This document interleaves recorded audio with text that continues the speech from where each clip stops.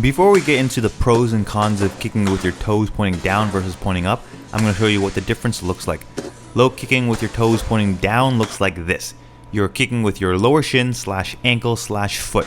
And low kicking with your toes pointing up looks like this. You're kicking with pure shin, flexing those toes upwards.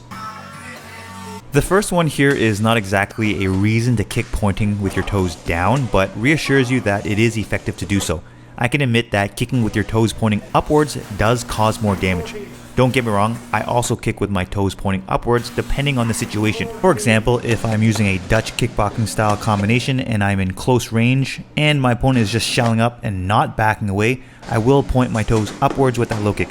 I like to go toes up and kick with pure shin when I'm going for a high risk, high reward. When you point those toes up, it should be like a straight leg, similar to a baseball bat.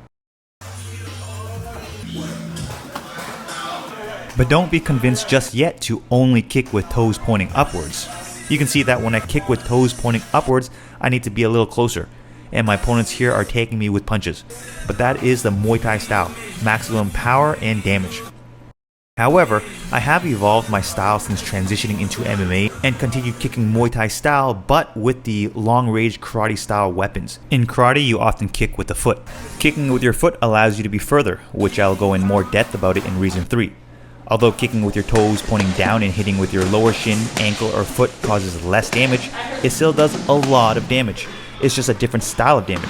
Instead of a thud, it's a big whiplash. From Ramen, out from Ramen, on the outside, two punch the outside, two punch. Sometimes it's not all about power, but being safe, getting in and out, and especially in MMA when keeping your distance is much more important to avoid takedowns. You can see in my MMA fight here, every low kick I landed was with my toes pointing downward, causing a whiplash-like damage. Although this video is one-sided and I'm pretty much telling you 5 reasons why you should kick with your toes pointing downwards, aka kicking with your ankle / lower shin, I will be showing one more instance when you should kick with your toes pointing upwards and kicking with pure shin. It's actually become one of my favorite kicks above everything, and I'll show you at the end of this video.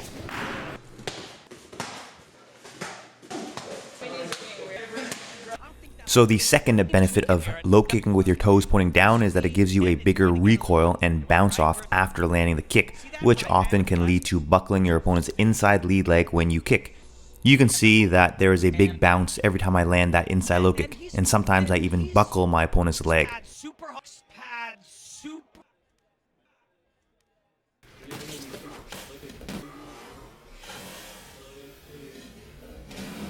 The third benefit of kicking with your toes pointing down is also due to the fact that it gives you more of a recoil, which means that after you kick your opponent, you can bounce away a lot further from your opponent to avoid getting hit by, say, a counterpunch.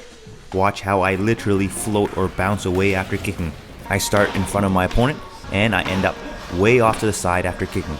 If you kick with the shin, there is less of a bounce, it's more of a thud, and you end up just standing in front of your opponent. Guys, it's all about the details. If you like learning little details and nuances like this, check out my MMA Go subscription program where I teach you everything I know about martial arts. There are hundreds of classes uploaded to this program and it's always being updated with new content. From how to throw strikes, combos, pressuring forward, managing your distance, being evasive, developing footwork and head movement, defending strikes, counters, baiting, feinting, or fakes, how to improve your striking, you name it. Everything is in there. You can grab yourself a free trial in the link in the description box below. Being further and having more recoil also means getting back to your stance quicker and making it much easier to defend kicks as well. The fourth benefit of pointing your toes down is also about the recoil. Having a stronger recoil also means it is harder for your opponent to catch your low kick because that recoil allows your leg to bounce and slip off of their catching hand.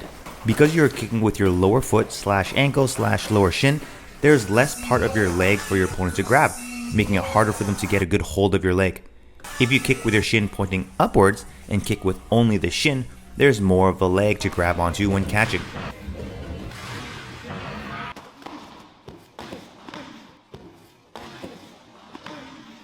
The fifth benefit of kicking with your toes pointing downwards is similar to benefit 3, which is that it allows you to keep your distance from your opponent. We already discussed how we can create more distance from your opponent after kicking with your toes pointing down, but now we're talking about staying further from our opponent when kicking to begin with. You're attacking with a longer weapon. You can already see that when I point my toes down when I land that kick, I'm pretty far away from my opponent, which keeps me safe from being hit. In this example here, my opponent threw a punch at me at the same time I threw my kick, and it missed because I stayed long and far away. You can see in these examples where my opponent backed away, and only because I was pointing my toes downwards, I was able to still graze and hit them with the bottom of my foot or toes. That still counts as scoring, and it still hurts them. With this example here, I hit with the top of my toes, and I dropped my opponent with this low kick. Now just imagine if I pointed my toes upwards, I would have either completely missed the leg and scored nothing, or even worse, imagine jamming my toes into the thigh, potentially breaking my toes.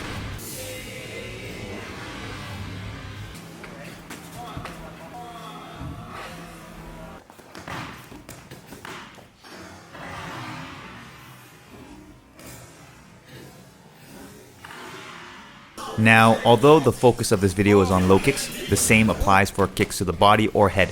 I believe in being as long as you can, being as far away from your opponent while still hitting them. It doesn't take the full shin to knock your opponent out with a head kick, and I'm willing to break a toe or foot to knock my opponent out with a high kick.